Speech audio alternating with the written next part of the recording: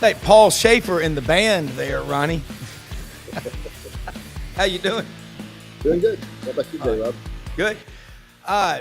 Fun show in store today, man. You, Doug Dean, Kevin Skarbinski's going to check in. Tucker Osborne, the second half of the show. Executive producer Brendan Martin. What a time of the year. Excitement. They're on the edge of their seats at Bridgestone Arena in Nashville. Arkansas gets the first win over South Carolina, a team they only scored 14 points against in the first half, 2 weeks ago? So anyway, we're underway. Auburn basketball, losing 2 in a row. You think these guys are ready to play Friday? That's a great question. I mean, you would think so, but not the way you want to end the regular season, for sure. Yeah. But, I mean, look, it's a really talented team, and I think the biggest thing now is getting healthy. Yeah, I do too. We got one of the best basketball minds around, Kevin Skarbinski, the only U.S. basketball writer Hall of Fame member, inductee in the state of Alabama, I think ever. Kevin joins us right now from the Magic City. It seems to me like everybody that's influential in sports, at least on the college level, lives in Jefferson or Shelby County. Is there something I'm missing? Because it's damn sure in Memphis. I mean, at least when it comes to the SEC, except for us, of course. You may be exaggerating just a little there, Rob, but it's good to see you. Good to see you, Ronnie. Thank you guys for inviting me on. Absolutely. Glad you're with us. Yeah. And Kevin, this is, we love having you on the round table on Fridays and all. And I just want to say the way this season ends, and you're so active on X, you are nonstop putting out. It's not just, tweets or whatever. It's factual content. Kind of bring us up to speed. What do you think, Auburn, right now, losing 2 in a row, tough loss Saturday against Alabama. But now you got one mulligan left, and then it's the big tournament. Well, first of all, let's send a shout out to the Sporting News for choosing Johni Broome as National Player of the Year and not giving in to the Duke and Cooper Flag hype. I fully believe Johni Broome has earned that award, and actually I'm working on a column on that for tomorrow that will demonstrate pretty clearly why Johni deserves it. Look, Cooper Flag's had a great year, but he has not done what Johni Broome has done, and he certainly hasn't done it against the level of competition that Johni has played. So I was pleasantly surprised. I shouldn't say surprised. Mike DeCourcy, one of the best basketball writers in the country, works for the Sporting News. I'm sure he had something to do with that. So kudos to the Sporting News, kudos to Johni Broome.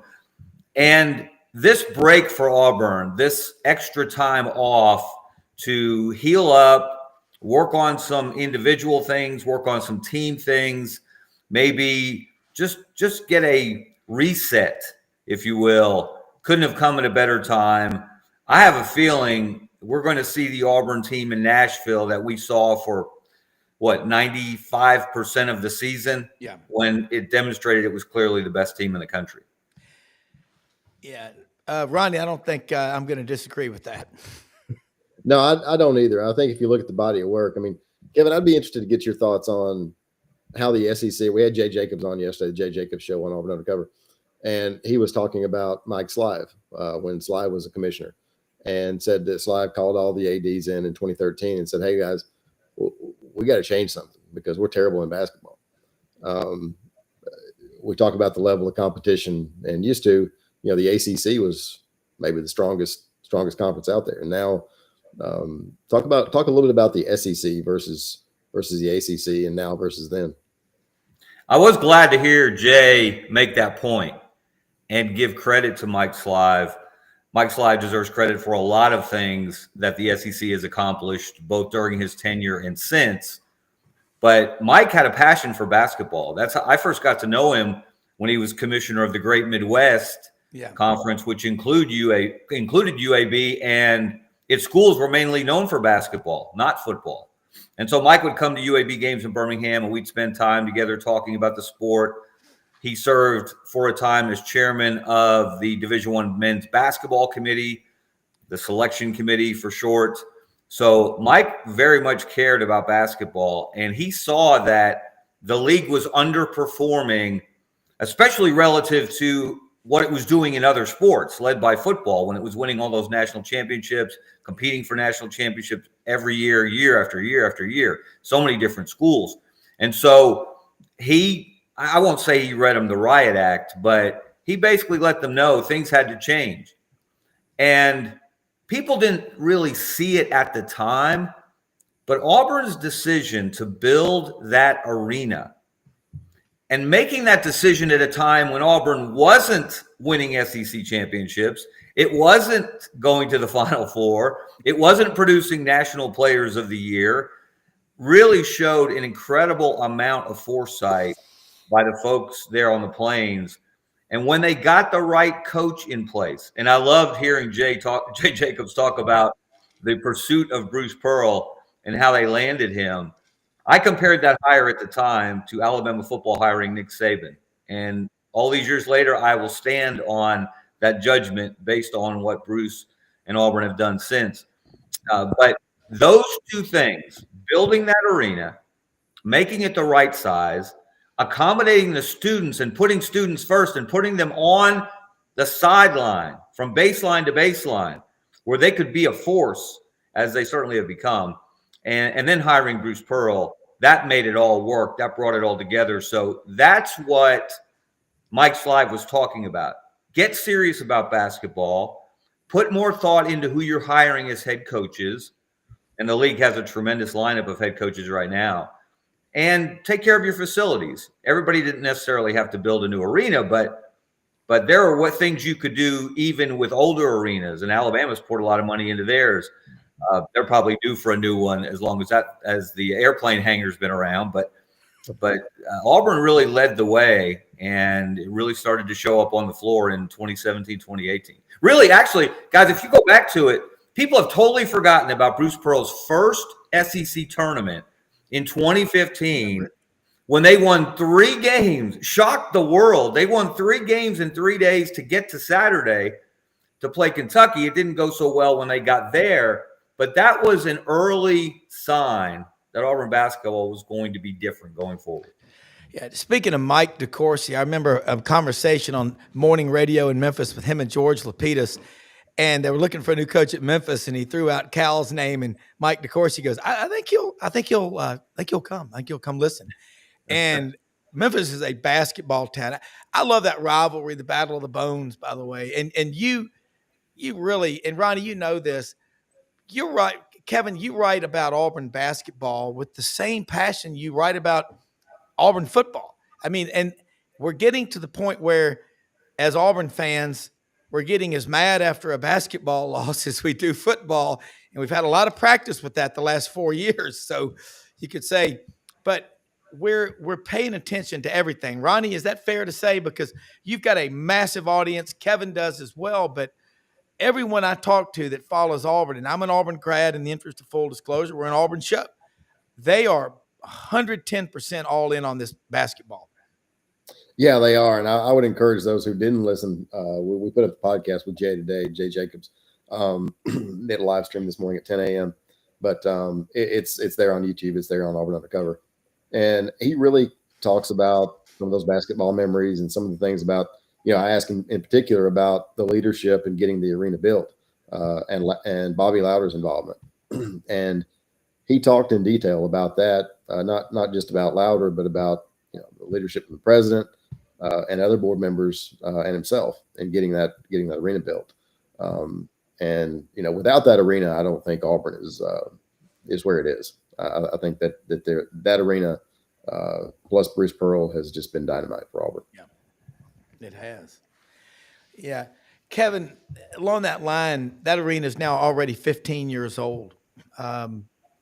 With NIL and brick and mortar, they're fighting each other right now. What is Auburn in this tournament? What is the goal of this Auburn team besides winning it all? I mean, you're a staple in the tournament every year at Auburn. Well, what I would say is for this week, Yeah. the number one goal for Auburn is to get its swagger back. Yeah. Because this team had something special beyond the physical abilities, beyond the talent, beyond the way the guys mesh together. I mean, there's a great connectivity about this team and a great unselfishness about this team. And by the way, guys, and speaking to that, did you know, I didn't realize this. Janai Broome he's up high in every category you can think of just about. He is fourth in the SEC in assist to turnover ratio. He's a power forward. You know the three guys that are ahead of him? They're all 5'11", 5'11", and 5'9", point guards. And then Janai Broome, a 6'10", post player. That, again, just speaks to the kind of season he's having. But that bunch, I think, maybe not so much, maybe a little bit at Texas A&M, because that Texas A&M did what it does. Its best offense is a missed shot. It throws the ball to the rim and goes and gets it and puts it back. They're the best offensive rebounding team in the country. So they hit Auburn in the mouth a little bit. And I was a bit surprised that Bruce, essentially after that game, said that's the game plan to beat Auburn going forward, hit them in the mouth.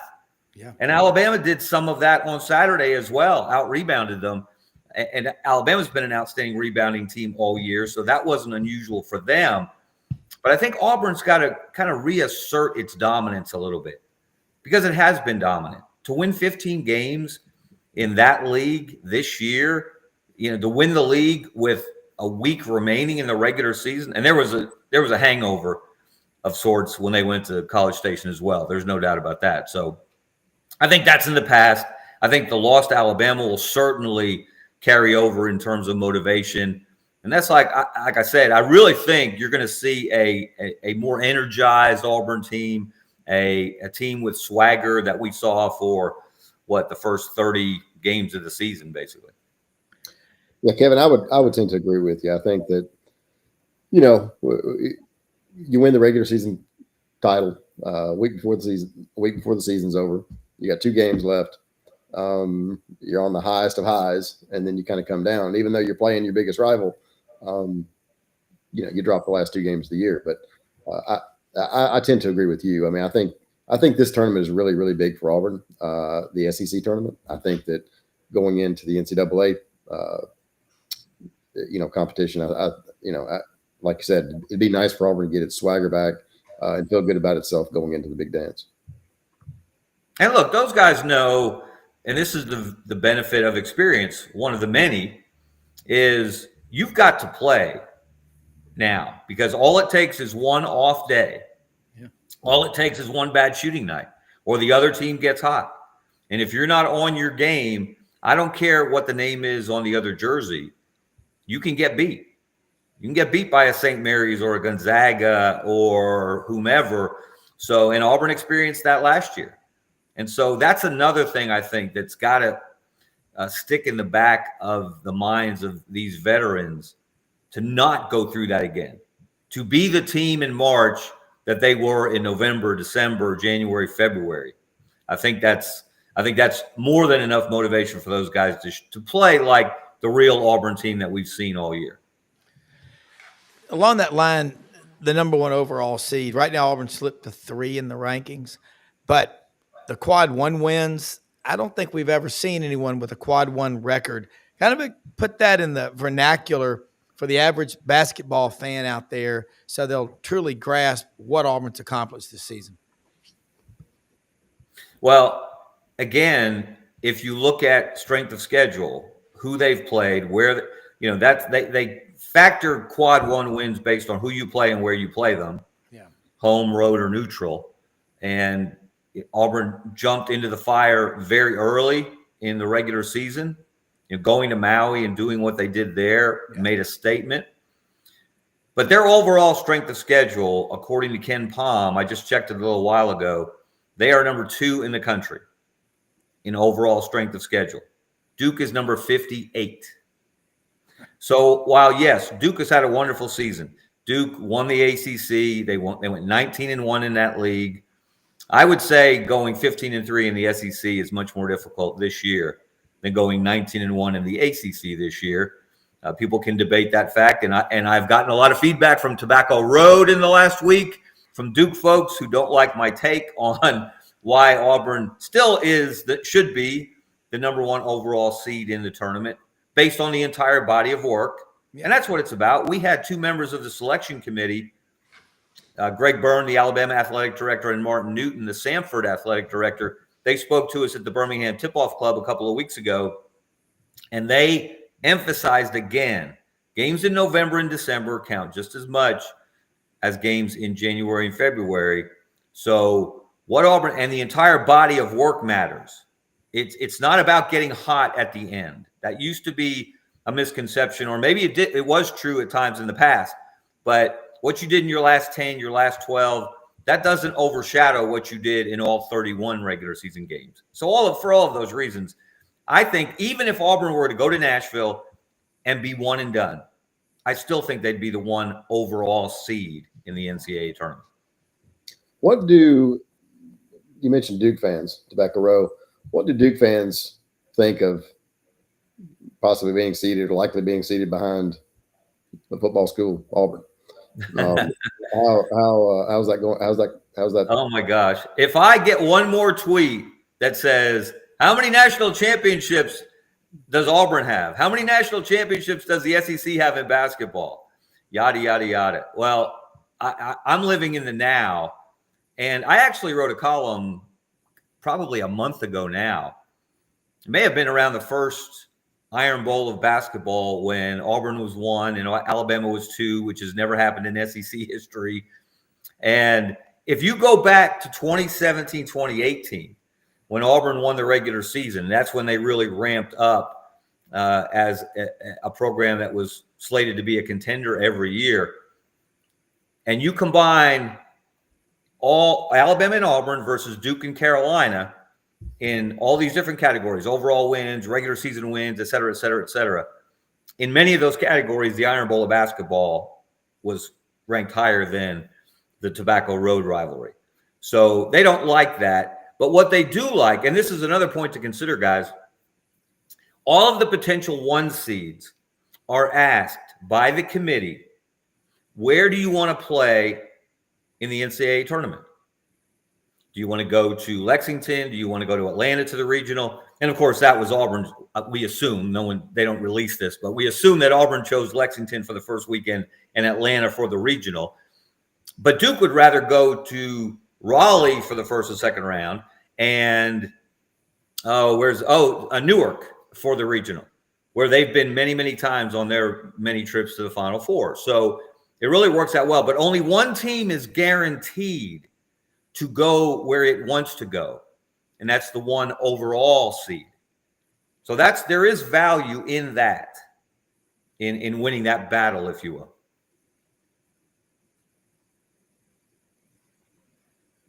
Rob, I think you're muted. Yeah, you're. That's a powerful statement because Auburn is 16-4 in those quad 1 games. You know, there's really, again, Duke better history. But the last 8 years, you've chronicled it, Kevin, really well. In the last 8 years, either Auburn or Alabama have won the regular season SEC championship or the conference tournament championship, or in some years, Alabama won it both a couple of years ago, I remember. Kentucky, and you also said this, Kevin, last SEC team to win a national championship in basketball, 2012. Since then, I'll let you say it because you did the research. Well, and just on your first on your quad 1 point, Rob, yeah. Auburn has more quad 1 wins than Duke has played quad 1 games. Duke is 7-3 in quad 1 games. Auburn has 16 quad 1 wins, and all of its losses are quad 1 also. So there's, again, no comparison there in terms of strength of schedule. Yeah. But this is where the SEC really needs to step it up as a conference, is what happens starting next week. Because they have not performed in the postseason the way that they have in the past. Go back to that run from 94 to 2007. You had Arkansas win a title. You had Kentucky win 2 titles. Florida won 2 titles. Kentucky played for one it didn't win, and Arkansas played for one it didn't win. And you had teams advancing to the Sweet 16, to the Elite Eight. Hasn't been the same in this last run since Kentucky won it all in 2012 with Anthony Davis and those guys. So, the rest of the country, led by the likes of, say, Danny Cannell, they're going to be hate watching the SEC in the NCAA tournament. Yeah. And cheering for everybody that plays the SEC and hoping that the SEC will face plant and not live up to its regular season performance. So then they can say, see, we told you that was a mirage, the greatest conference ever. The greatest conference ever doesn't do this or this or this or whatever they might say in the NCAA tournament if the conference doesn't perform. That's why I think, especially given that they're probably going to get 12 or 13 teams in, you got to get at least 4 to the Sweet 16. The record is 6, by the way, in the Sweet 16 from one conference. The ACC did it back in 2019. And we know the record in the Final Four from one conference is 3. The SEC is fully capable of matching both of those records. Kevin, before we let you go, make a prediction for the SEC tournament and who wins the national championship. Well, to me, the most dangerous team right now, based on the last couple of weeks, is Florida. I think Florida is just really, really good. I've said all along, someone asked me a couple of weeks ago, if they gave me Auburn and Florida and I gave them the field in the NCAA tournament, would I take that bet? And I said, absolutely. If you give me Auburn and Florida, I think most likely one of those two teams is going to win in Nashville this week and then move on to San Antonio in 3 weeks and win the national championship. That's my strong gut feeling. Yeah, this is going to be the most exciting tournament that we've seen. And the way you laid it out, though, it's really time. The SEC's got everything going its way, but got to bring home hardware. Doug Dean's going to join us now, and I know, Kevin, you've got to go, but looking forward to having you on every week, and we love you being on the sidelines roundtables with us. The content is great. Let people know how they can follow you and keep up with you, because you're a nonstop feed on the X and social media. Well, thank you guys, first of all, again, for having me. You can follow me on Twitter/X at Kevin Skarbinski. That's the best way to keep up with me. Read my columns in the Birmingham Lead. Also, check out my website, kevinskarbinski.com. And I'm going to be doing additional content on there, especially the rest of this month, on basketball in particular, in addition to what I do for the Birmingham Lead. So you can check me out in all those places. All right, Kevin, awesome stuff. We'll see you next week. Thank you. All right, thanks. Thanks, Phil. Let's bring in Doug Dean, man, in Birmingham right now.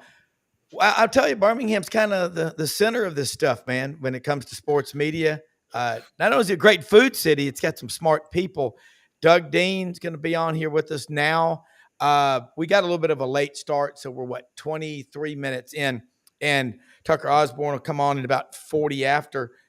You heard what Kevin said, Doug, and I love your notes that I've got here about Auburn, the number 1 seed, and basically, and I know you're kind of like a older brother to me, a therapist almost, because I don't like losing, and you're like, hey, Dr. Phil in your life. Yeah, you don't want to look like an idiot. I mean, you just hate losing to Alabama if you're an Auburn man. But you know what? Gosh, that one stung. Hey, let's, Yeah.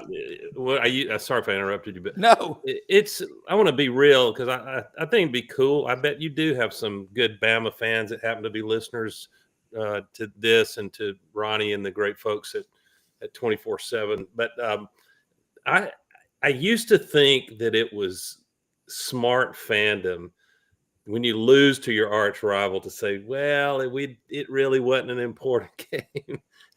And I mean, it's factual. It is factual to say, for both Coach Oates and Coach Pearl, that game did not have it. The game itself did not have championship implications. And the Auburn Tigers get credit for that, because they mopped the floor with all but a couple of the SEC throughout the season. And now just the game I watched, if Alabama was playing with more intensity or effort, to me, it was more that's like shaving really narrow margins. I saw, our number one player and arguably national player of the year he's gotten it again. Sporting News named Janai and others. I'm leaving Andy Katz. So he's got some tsunami momentum going with that, but I digress.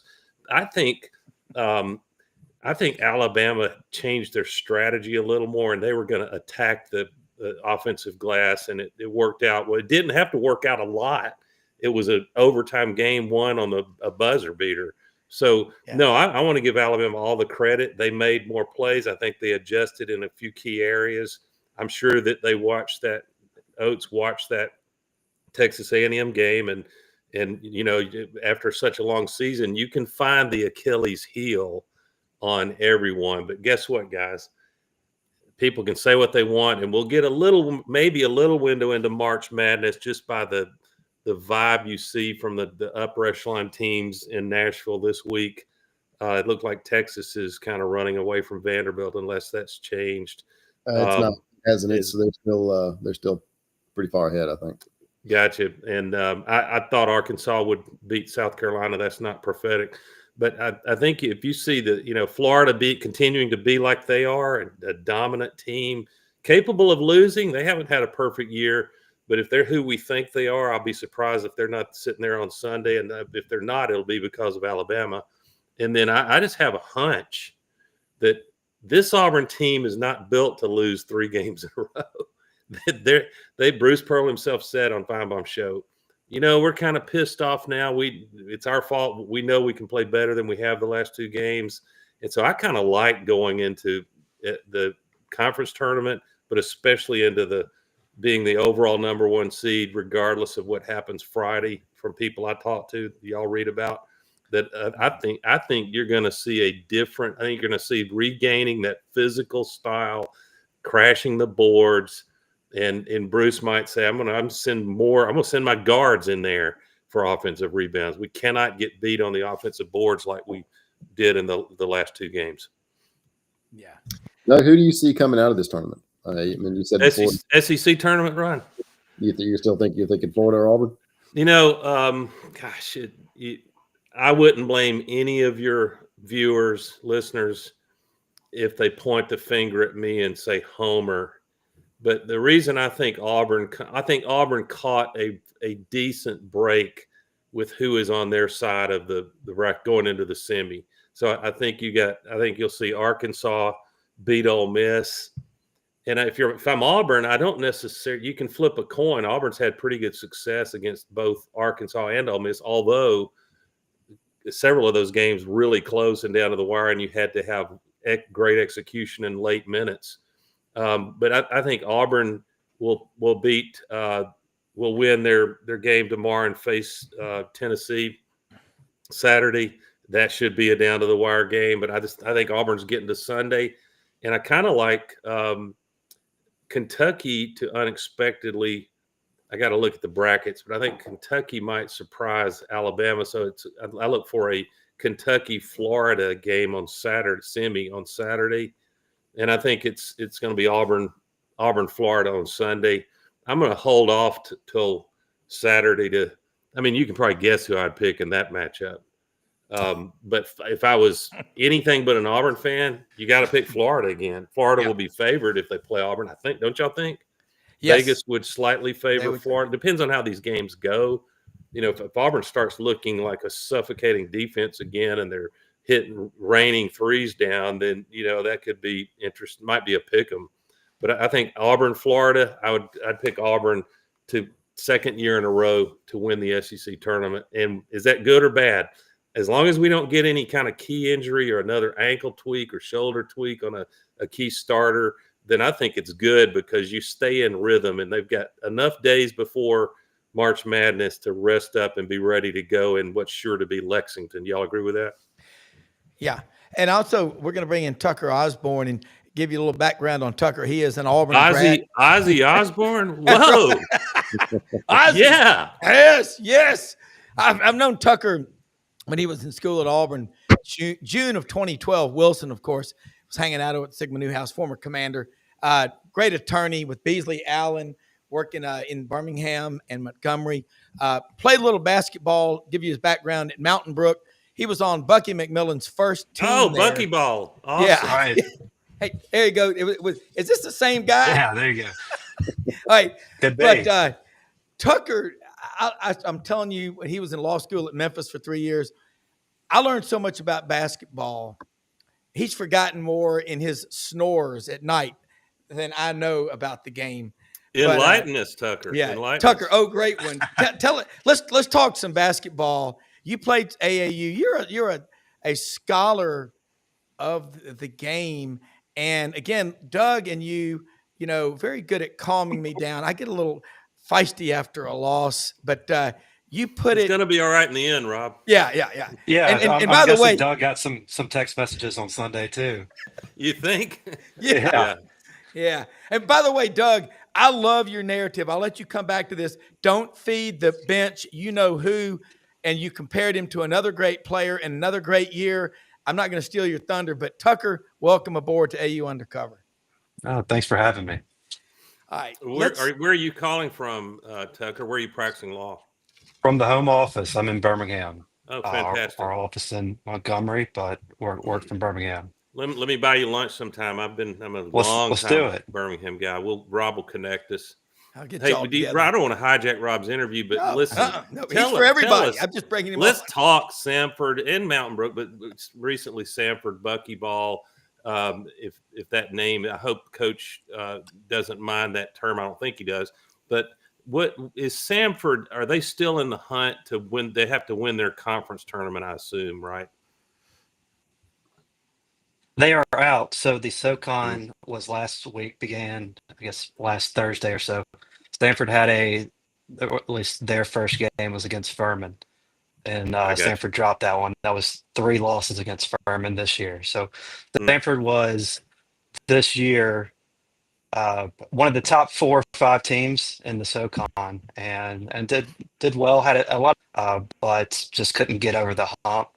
And they were actually the highest rated team in the SoCon on Ken Palm, but they oftentimes found themselves in a pretty big deficit.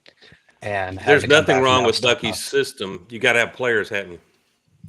You got to have some players. They had last year. What made it special was some key returners, some guys that were there from the beginning. They had 3 or 4 seniors who have been in the system for several years, and this year I believe they returned 1 starter, or really 1 player who played actual minutes last year, Rylan Jones, who was a fantastic point guard for them. And then there's a lot of young guys, some transfers, and they had some success. They played Michigan State and Arizona this year and acquitted themselves pretty well. Got hosed. I'm sorry, it's too soon for any Sanford fan, but they got hosed. Auburn fans can appreciate getting jacked up by the referees, but that was a terrible call in the Kansas game. Sanford should have had the opportunity to win that one. And that was a game that they were down pretty big too. And I was watching it with some buddies, and they were kind of tuning out. It's like, guys, you may want to hold on.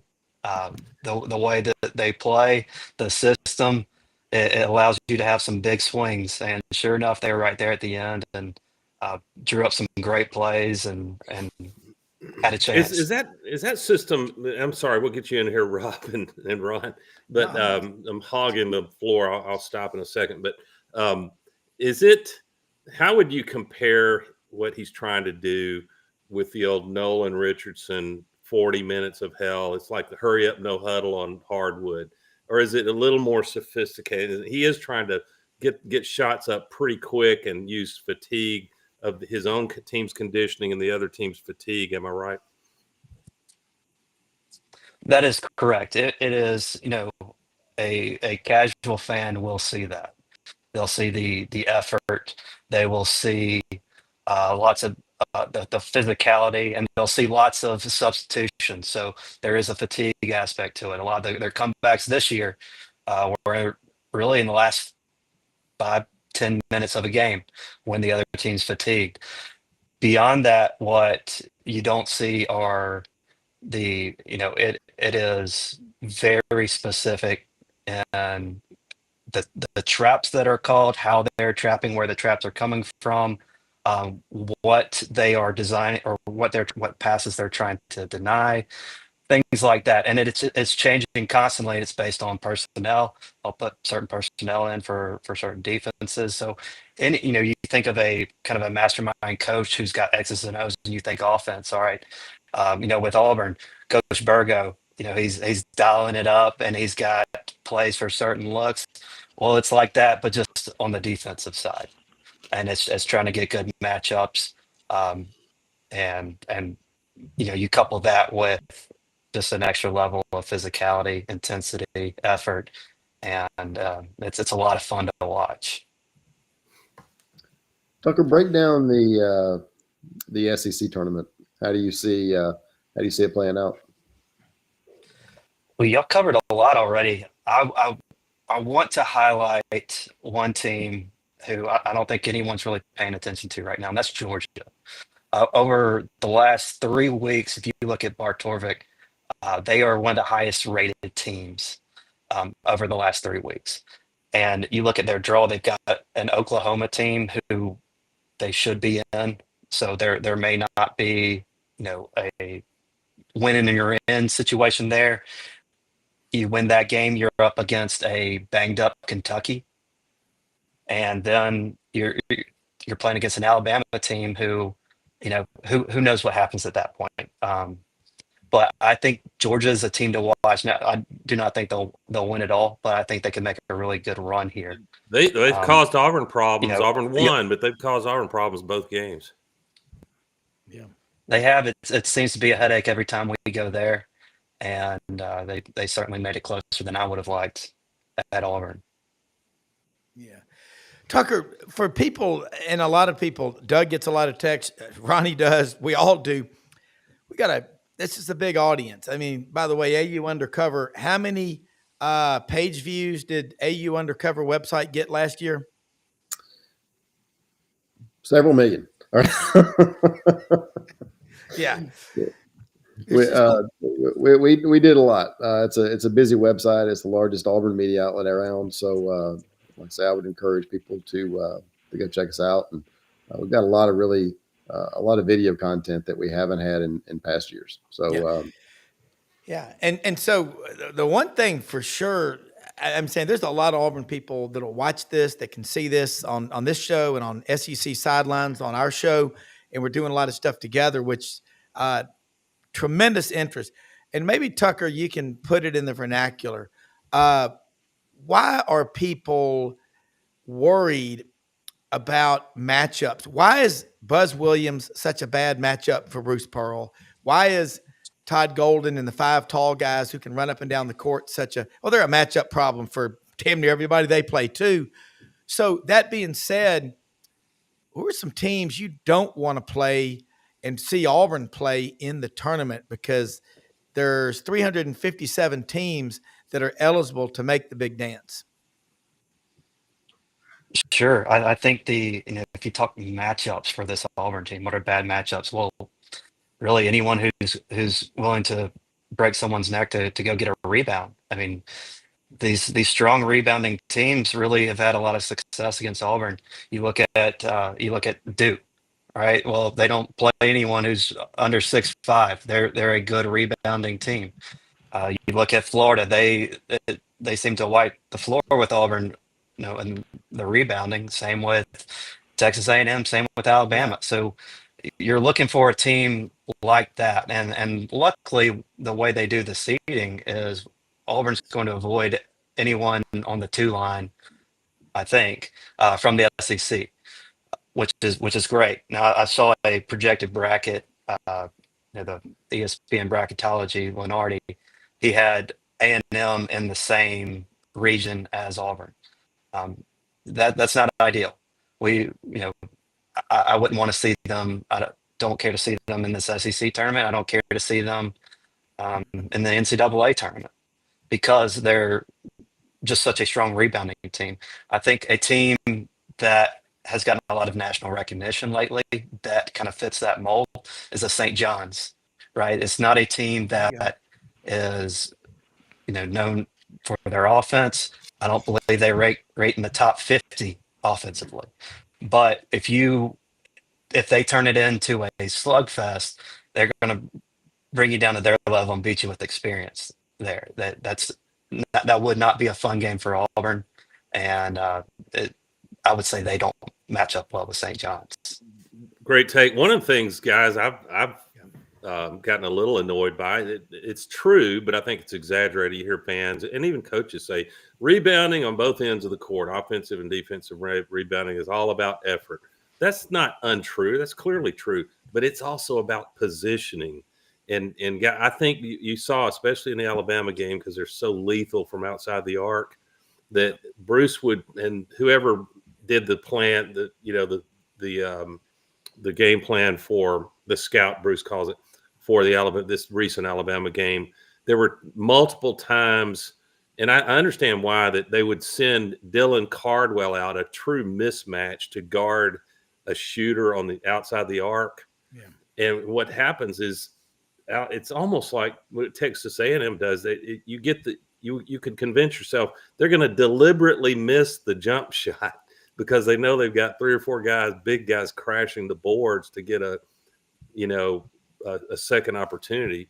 And so I think you will see more of, depending on opponent and situation, we'll see more of keeping Dylan Cardwell, obviously Broom, Chaney, and those guys around protect the rim and really try to get back to our rebounding on both ends of the court, because we're prolific enough scoring almost every outing that the issue is not can we get to 90 most games. The issue is can we hold good opponents. Florida, Alabama, Tennessee's not a lethal scoring team, but it's going to be hard to get to 80, 85 against the Vols. So watch for Bruce to value crashing the boards and positioning our guys to be more likely to box out than you've seen the last 2 games. That's right, and it starts with on-ball defense too. If you can stop the ball, if you can stop that dribble penetration, then you're relying on less rotations. And when you get those rotations, that's when you don't match up against rebounders. So if they need to do some more switches on ball screens or anything of that nature, I think you'll see more of that too.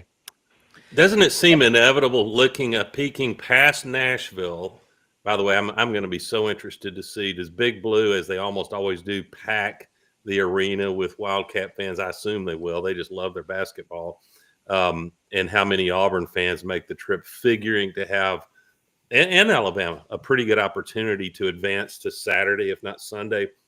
But if you peek ahead to the big show, it is just by numbers, guys. If we get 12 or 13, I don't think you get 14, but 12 or 13 SEC teams in the tournament, it's inevitable that some SEC team, a lesser seed, is going to knock off one of our big guys. They're going to inevitably face each other in the Sweet 16, don't you think?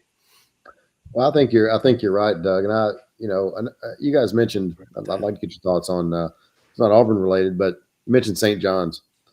Rick Pitino can still coach. Yeah. What do you guys think about the job he's done there? Unbelievable. Unbelievable. I mean, there's somebody put out on X, is he the greatest? Don't want him. Well, but he's trying to take his 6th school to the NCAA tournament, and I think St. John's is going to get a bid. I'll bet you a sack full of crystals on that. But he's won national championships at Louisville and Kentucky. He took Providence to the Final Four. The guy wins everywhere he goes. He's 73 years old, and I think. I mean, you brought it up, Tucker. I think he's an outstanding coach. And speaking of Auburn fans in Nashville, there's a lot of Auburn alumni in Memphis.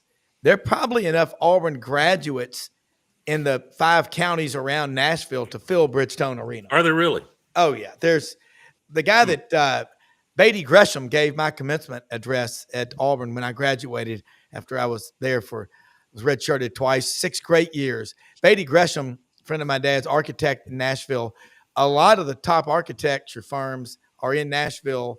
There's a lot of Auburn people in Nashville.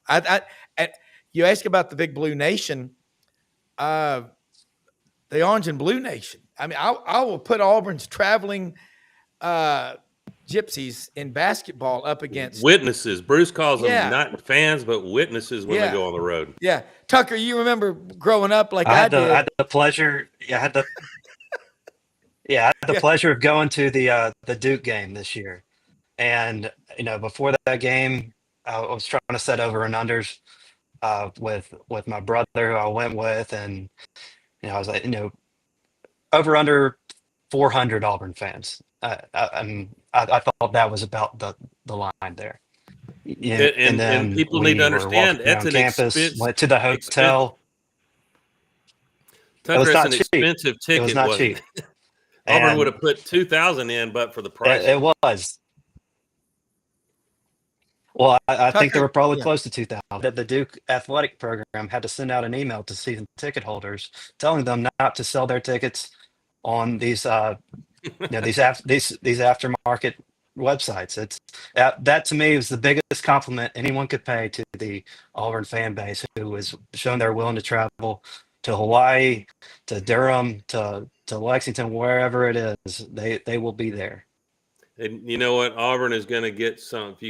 After the Yale debacle a year ago, I take nothing for granted. I don't care how directional the first round opponent's name sounds, guys. But let's say Auburn prevails, doesn't matter by how much, survive and advance to their second game, and you're going to get a tough 8 or 9 seed. Am I right?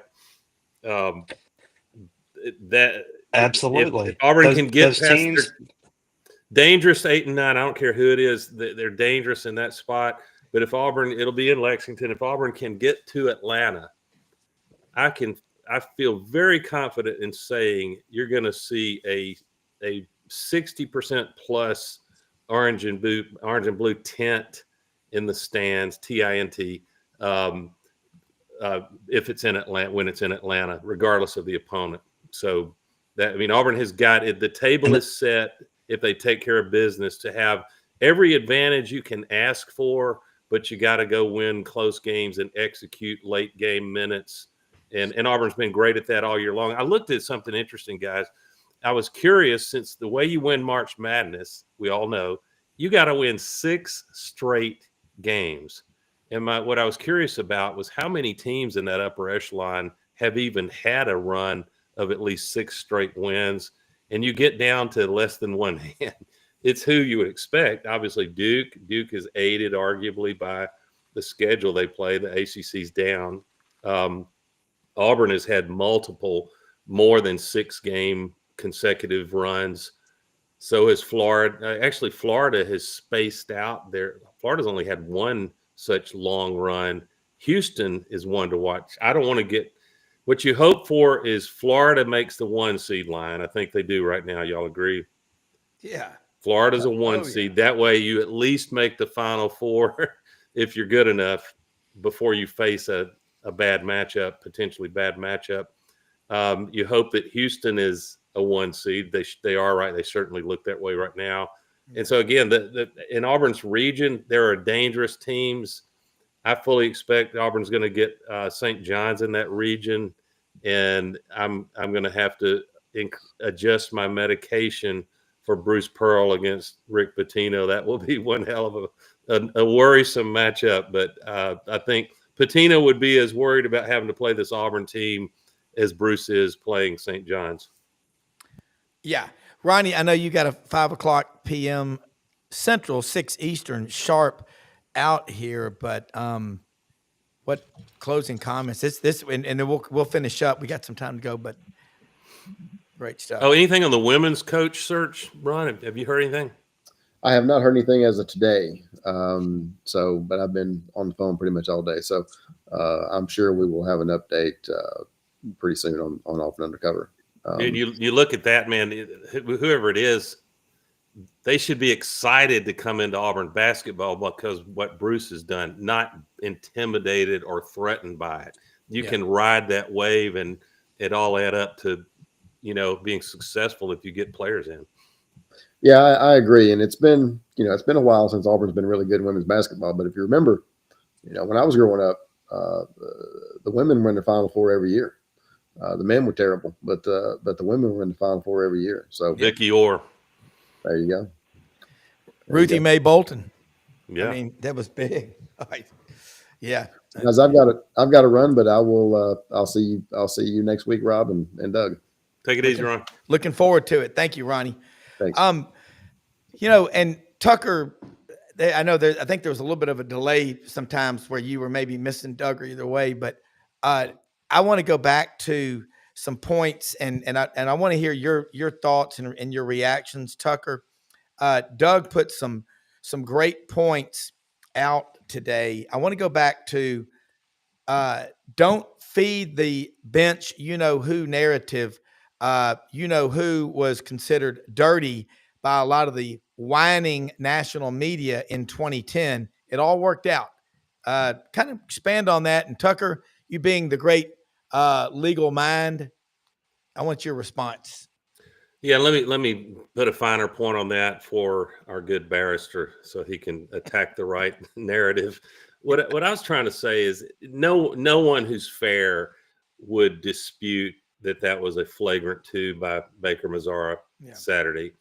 It's a different, so you got to acknowledge that, and Auburn's coaches have, I'm sure privately, Chad has, and it's bad because it's a pattern. It happened in the Yale game. He's seems like he's always riding that razor's edge of overheating, and yet he's a dadgum playmaker. He's one of our few guys that can take the ball and create without a play being called. He's just tough to deal with offensively, and he's a great defender. But he rides that edge of overheating and losing his mind. And opponents, I would be doing the same thing, hopefully within the rules. I'd be telling one of my guys, all right, your job in defending Baker Mazzara is to try to trigger him, be physical, annoy him, talk to him, see if you can get in his head, and maybe he'll make a mistake. And that's what happened Saturday. And Youngblood was hardly a model of Boy Scout behavior in that game either. But no excuses for Baker Mazzara. But my point was to my fellow Auburn fans, just stop, or at least wait till May to talk about dismissing Chad from the team or suspending him in Nashville. Because in 2010, Nick Fairley, in no small part from Georgia fans because of that fierce sack of Aaron Murray. Aaron Murray, thank you. And it's a physical game, but Fairley was labeled as dirty in 2010, and I didn't hear any Auburn fans saying dismiss Nick Fairley from the team, and it all worked out pretty well. And no one's talking about how Auburn won that national championship the dirty way. So you're going to have players that it's a close call. Do you boot them? Do you ever recruit them in the first place? How are they off the field? And so I just think some balance and understanding. It would be grossly unfair to this Auburn team to take a player like Baker Mazzara out at the critical time as we enter March. Your thoughts, and feel free to disagree with any of that, Tucker. Your thoughts?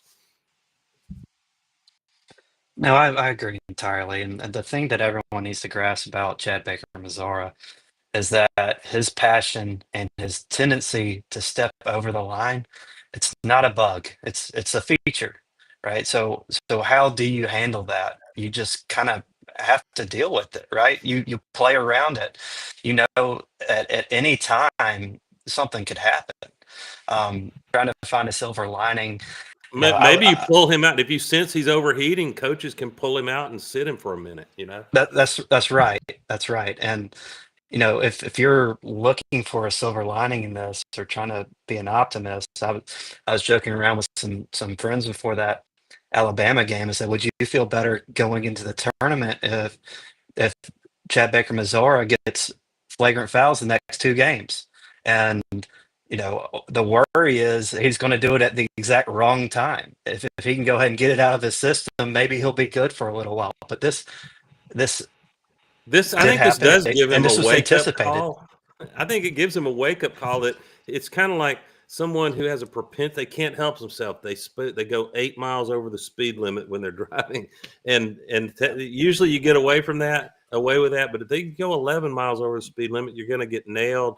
But usually the graph is, okay, I got nailed. I'm going to behave for a while. Well, the question is, can Chad get a wake-up call till about April 9th and have no more transgressions through March. If he does, then no one cares, and Auburn's cutting nets down potentially.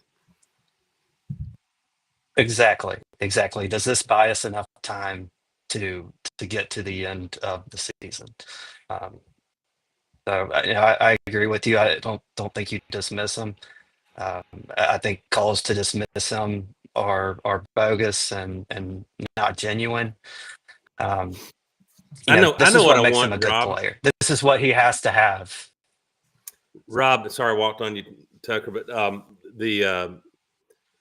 Rob, I want Tucker's opinion and yours too.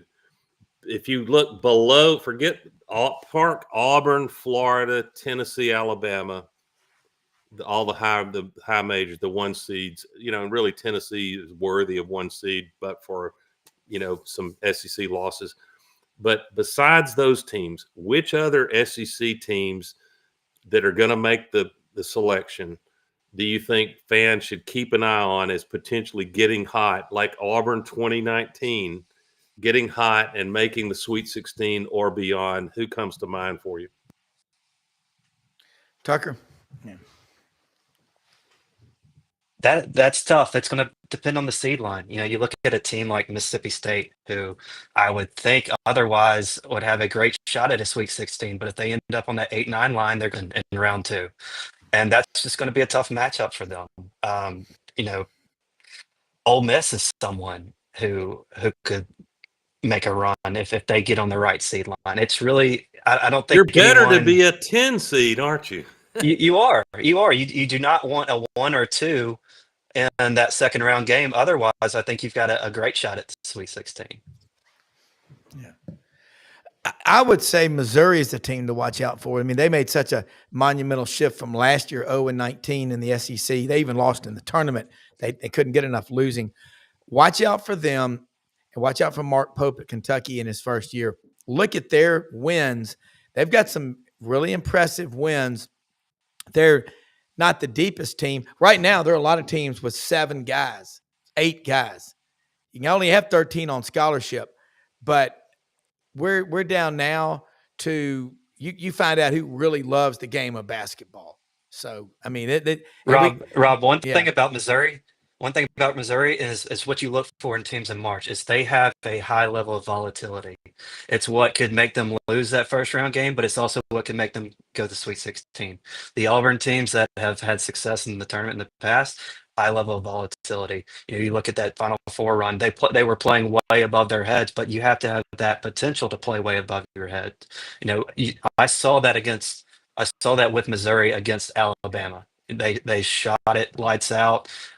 They did a lot of great things, and so they have that capability. That's a team like Mississippi State, where head to head, maybe Mississippi State wins, but I think Mississippi State has their floor is pretty close to their ceiling. They're going to be consistent, which doesn't bode well for upsets. I'm going to go with wanted to hear Tucker and Rob's opinion on that first. I'm going to keep an eye on, and we want to see the brackets. Ole Miss, because I have a lot of respect for Chris Beard and what he can do. And I'm not saying they have an Elite 8 run in them, but I'm not going to be shocked if they can, depending on their first 2 opponents, that they can get hot. Ole Miss gave Auburn trouble. That game in Oxford, that was a war, and Ole Miss but for Auburn really playing a nearly perfect game, Ole Miss beats the then number 1 team in the nation, Rob. Yeah, and I agree with you. Chris Beard it's only like his 10th year as a head coach. He gets everything. The old saying, you get 50 pounds out of a 10, 15-pound sack of his players. He just doesn't have height. He doesn't have depth. They're recruiting well. I'm looking forward to watching Auburn. I think Auburn's got a good run in them. And people say, well, you don't want to pick out in the SEC tournament. Nothing wrong with winning, but they've had some time to think about it. Look, nothing will make you hungrier than missing a meal. And when you've been winning like Auburn has, I think they come out fighting like crazy. Look, we got to wrap it up. Great show. I sent you, Doug, Tucker's contact information and vice versa. Yeah, I'll get in touch together. with you, And we'll all meet when we're down in Birmingham in the next week or two, because I'll be coming through there, I know, on the 22nd, 23rd, but before that. But great stuff. Thank you, executive producer Brendan Martin, AU Undercover. Check us out tomorrow morning at 8 a.m. Central, SEC Sidelines Sports Network. More damn, we can say it on this show. Thank you. Rob, Ronnie, I was just going to say, can bring Tucker back on as March Madness progresses? The barrister. Yes, the Absolutely. Basketball barrister. We'll do it. Let's do it, man. And he's a great Auburn man from Mountain Brook. But he's fair. He's fair. Oh, he's very fair, man. Awesome Hey, stuff. listen, Kevin, set partisanship aside, it is unbelievable what the SEC coaches and teams, and give Greg Sankey some credit to vision. Go hire good coaches, and it's got to piss off the Big Ten and ACC how the SEC is dominating right now. Of course, legacy. we got to go strut our stuff in March Madness, or they'll say, well, it was all a mirage. Yeah, that's right. Got to do it, Tucker. First time since 2012. Hey, see y'all tomorrow. Let's do it again next week. Appreciate it.